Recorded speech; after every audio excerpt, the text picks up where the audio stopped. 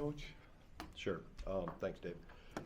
First of all, it's what you fear when you watch them on tape, that they get some confidence in how difficult they can be to guard if they get the threes going, specifically from the 5 position, that it's going to create some matchup problems and force us to play smaller, and it really kind of takes our advantage out of play for the most part. But credit to them. They watched them against everybody else, and they've done a lot of the same things, especially to Nebraska and Creighton, the 2 other high majors they've played. And we gave them some confidence early, and that's not all on the 4s and 5s defensively. I didn't think our perimeter was as physical and as tight as we needed to be, and we made some mistakes that forced rotations and scrambles, and then they'd start banging some threes in and get some confidence, and it kind of grows. But I thought second half we were better. Obviously the smaller lineup, I think, helped with that, trying to minimize some of that. And we're able to find a way when we were not at our best, and a unique team to have to try to run around with and guard. And then obviously the plays there at the end, Kamari McGee did an awesome job of switching on the little pistol action screen and standing that offensive player up, and then Blackwell going to get the rebound and finishing it out. So good teams, as I told them downstairs, good teams find a way when things aren't always clicking and things become unorthodox, as it was tonight. So we'll learn from it and keep getting better and move on to the next one.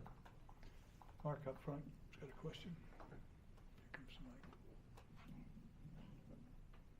Mike. Just wanted to kind of get your thoughts on, for stretch there in the second half, Blackwell was, you needed some offense, and he was right. The one guy delivering for you. What did you see in terms of how he was getting that, and what kind of stood out to you about him in the second half? Yeah, he got downhill. I thought he was in the paint, playing off 2 feet, got to the free throw line, took advantage of opportunities. I think us playing a little smaller helped that. We started slipping more screens with our 4s and 5s and created driving gaps and double gaps, and he was able to take advantage of those.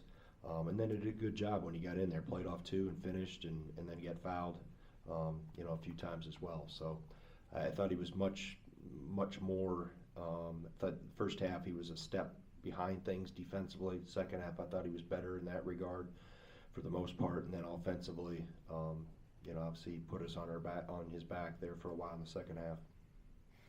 Michael?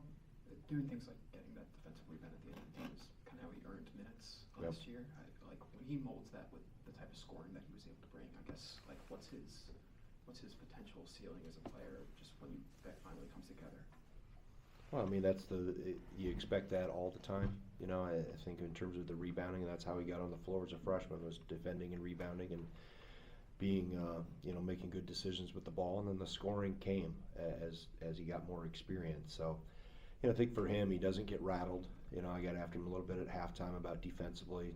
I thought he had some miscues, and I thought he was better in the second half, and he responded. So, not only responded defensively, and obviously that last rebound at the end was a grown man's rebound, the way he went and got it amongst traffic, and we needed it. So those are the things that, he has a DNA of making winning plays, and that obviously made several of them in the second half, but that one at the end to go get the rebound, along with Kamari's, ability to force him to take a really tough fade away, were plays when the game was on the line.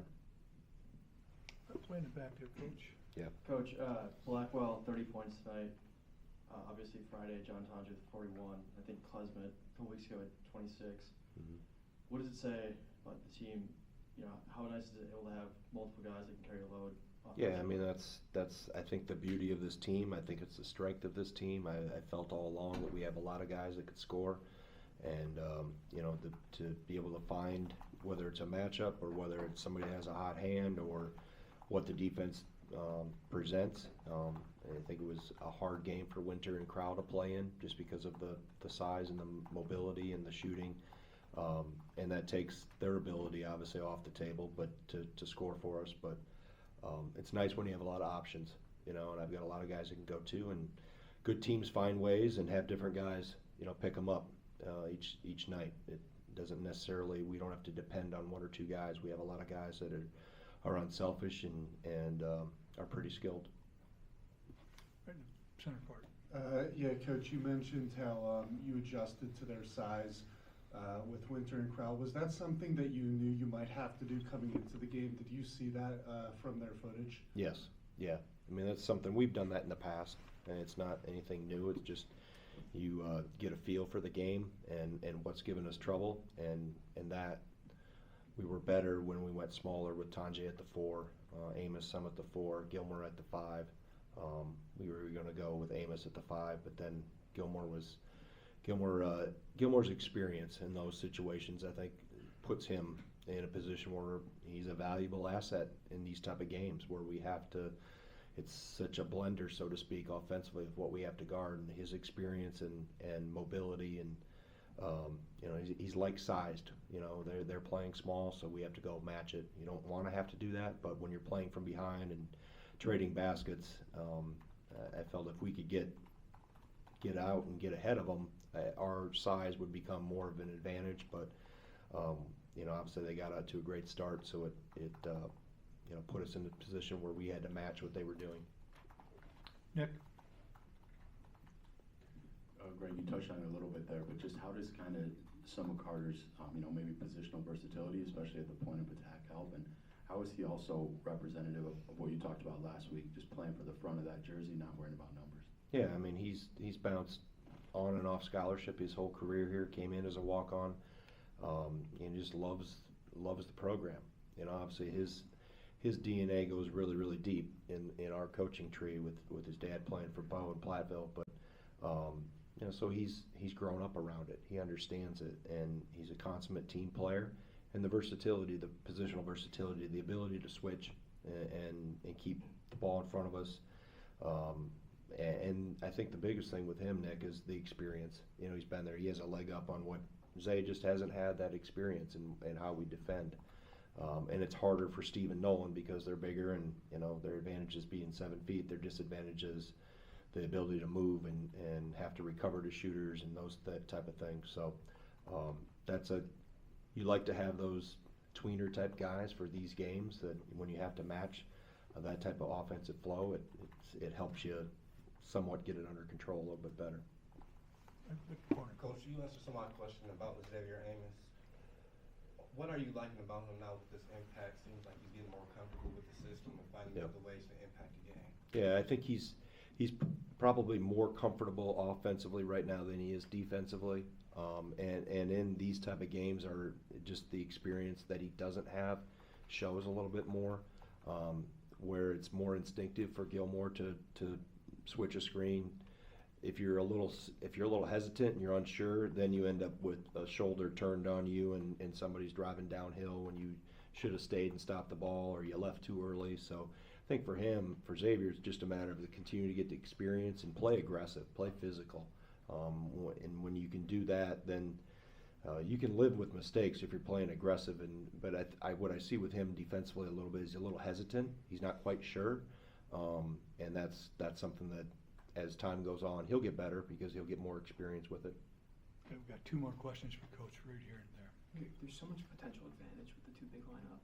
Are there ways to defend better against teams that can go small with those 2 guys on the floor, so that becomes a mismatch in a positive way, I guess, for you guys? Yeah, I think it started with, as I mentioned before, the perimeter I didn't feel did a great job of helping their big buddies out, the 4s and 5s. We got back cut. We got rejected on a ball screen that set up a backside crackback on Klesmit's guy. There were multiple, and I didn't think we were aggressive enough at the point of attack on the 5. We were back and not putting enough ball pressure on at times on the perimeter. I didn't think we were aggressive enough in terms of hedging screens, even off ball when they're using the 5 in the middle of the floor.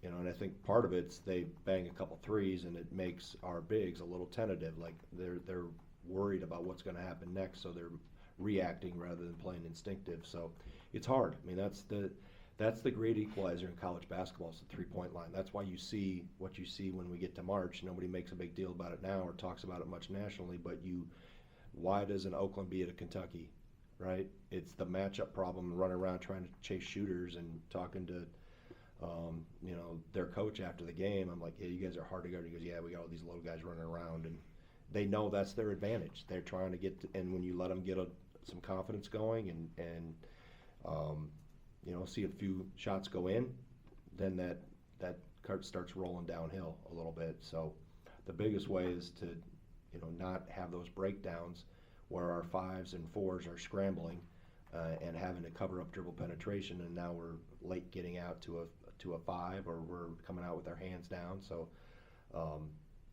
being more physical at the start, I think, and more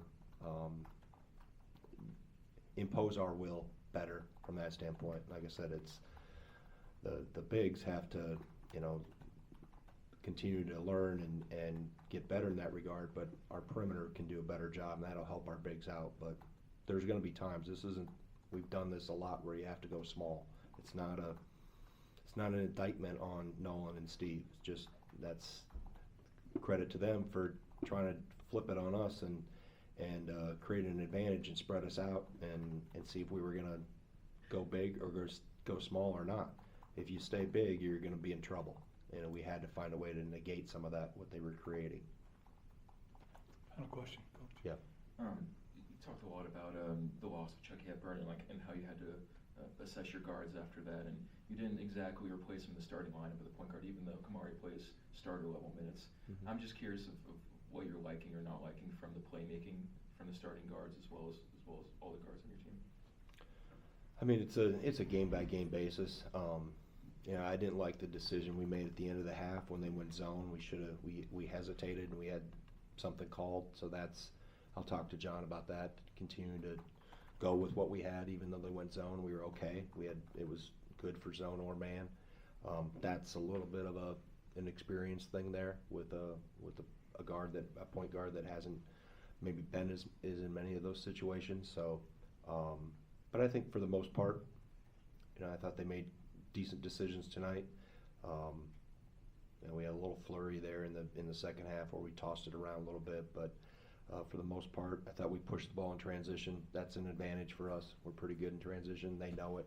They like it, and we're able to do some good things in transition. So regardless of whether they're a point guard or a 5-man, I expect good decisions, right? So that accountability and responsibility when you have the ball in your hands doesn't diminish. You don't get more turnovers just because you're a 5-man than point guards do. So just be responsible with the ball, and you got to play too, right? You can't overthink it and become handcuffed mentally. I still want them aggressive and playing off 2 feet and making good decisions, and I think for the most part we did a decent job of that. Thank you, Coach. Okay, thanks. Appreciate you.